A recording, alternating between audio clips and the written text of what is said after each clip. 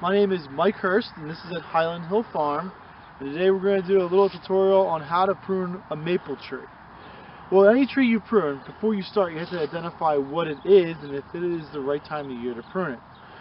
This is a Brandywine red maple, which means it's basically a red maple. Red maples, the rule for most broadleaves, not all broadleaves, but most broadleaves, is that when you prune them and they're dormant, you create invigoration. If you prune them while their leaves are out, you create stunting. Since the leaves are gone, and now is a great time to prune. We'll have real good results in the springtime if we prune right now. It's February. And also another really good feature of pruning when there's no leaves off is you can actually see the structure of the tree.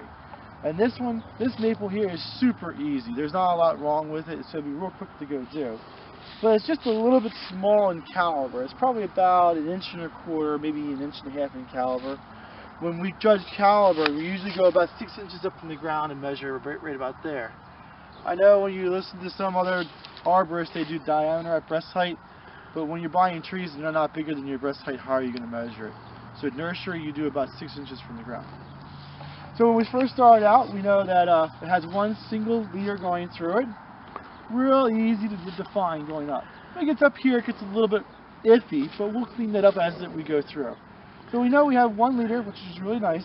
We have a really nice branching right here, a real nice Y. We like having our trees start out of a Y. If we can't, then it's okay to do one side with one branch, but we try to make it as nice and round and symmetrical as possible. So we're not going to limb up any of them. So this is a really easy tree. There's no limbing up and there's no defining on the leader. We're going to pull out our trusty bypass pruners, make sure our blade side is towards the side we're keeping, and we're going to start doing a little bit of trimming. One thing to note, this right here is not very good. There's too many branches at one spot. We need to clean that up. In order to clean that up, we're going to go through and we're going to prune, cutting the branches off to try to make, I think we're going to do it this way this time. Make one branch going out and then we'll cut it off there. So that's just how we do it. But it has one branch, one going out, and it's not a whole bunch of branching at one spot. Here's another one. We have a whole bunch of branching in one spot. What are we going to do? Well, we're going to cut this one there. Now, it's going to be a couple years for that to heal over, but it's going to be nice and straight. I really like that. So we're going to prune that, and then we're going to prune that, and we're going to prune that. We have one line going on and off. Now, what we have to do is we just have to go all the way around the tree and do that. You can see I've done it years in the past, so I've cut it. This has been a couple years in our field. But anyway, we're just going to go around. Just continues to do that. You don't have to hit this small stuff, but before we sell it, we do clean that up so it does look nicer. But if you take everything off, there's no foliage for next spring, so that's not really what we want. So we're going to go through here. I'm going to leave a Y on this one because I like this Y. And we have a nice Y here, so next year it's going to fill on this side. That's going to fill there, that's going to fill there. So we have a fairly nicely branched, symmetrical tree. We're going to go right to here's the next section. Now imagine in 20 years from now, if you don't prune this, what this tree is going to look like. Each one of these branches is going to get bigger and bigger and bigger. So what happens is there's too many branches in the main trunk at this one area. So we need to clean that up in order to make it nice. The easiest thing to do is to cut this one right here. The reason I cut that one right there is because this is symmetrical here and that's symmetrical there. So that's the one that's odd one out. We remove that. The trunk has the ability to go and twist around and there won't be any of the girdling due to branching later on in life. So now what we do is we just continue our pruning and tipping back of the tree. Now this is going to be a little bit heavy of a hit, but it is what it is. You see again, there's too many branching in one spot, and oh man, we even have a cross branching. Not to worry, we can fix all that up. Really easy to go do. Okay, so now this is where we get to it. We have to imagine we're making one trunk, and if you have any of the little bit weird twists to it, don't worry about what it actually looks like. Always try to grab the branch that's closest to the center or the highest. That it just makes the tree more structurally sound later in life. So let's go around and clip a couple of these guys. And now we have to be real careful. We're going to bring this over and tip these guys. Now you can notice right here, it looks like a bird landed right there and broke that off. So we don't have a good central leader. So we're going to say which one's stronger? That one's stronger We're going to subordinate the prune. We're actually going to knock these two out. And we're going to probably knock that guy to there. And we're just going to really lightly tip it, because if we don't, it's going to look weird. And that's all that I do for the pruning of it. So that's a really simple one. There's a really hard one over here. This one here is much harder. And you look at it and go, oh gosh, look at that structure. Ooh. Oh boy. So the first thing I'm going to do is you look at it, step back a little bit. What's going to be the main leader to it? Which one's the best one to use for the main leader? You can see there's a Y here, there's a Y there, and a Y there, and a Y there. Well, we always want it to be the highest if we can. So this one's higher than this one, even though this one's bigger. So if we prune this one down, this would be easily overtaken. If you prune this one down, this is still going to be above that, so it has a chance of coming back.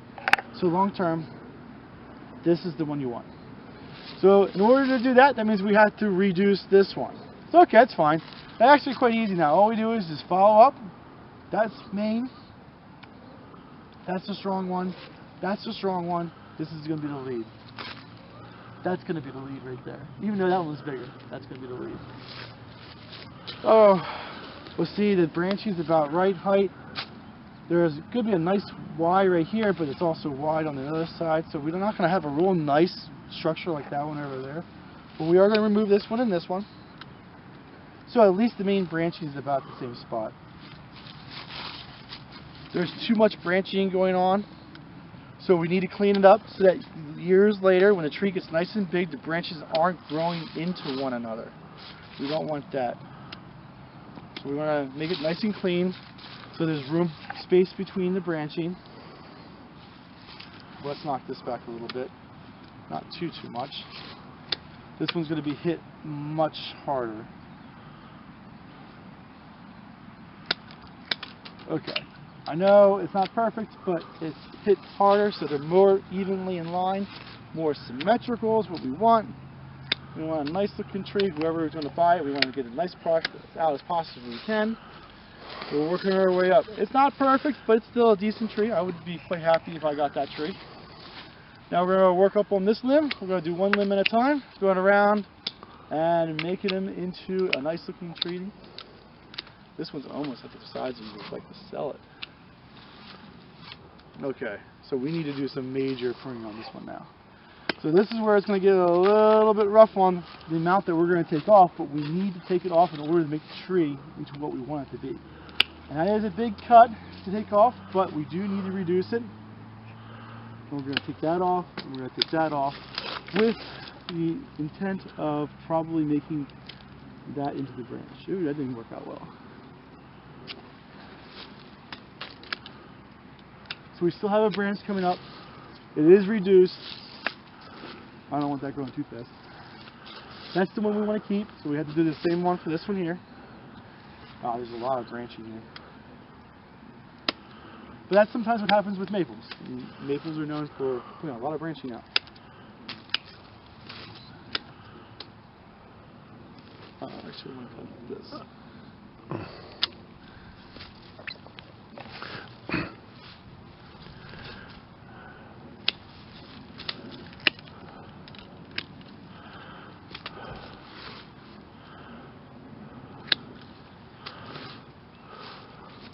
So there's too many branches at that one spot. We need to remove 2 of them probably. Later on in life it doesn't mess it up too much.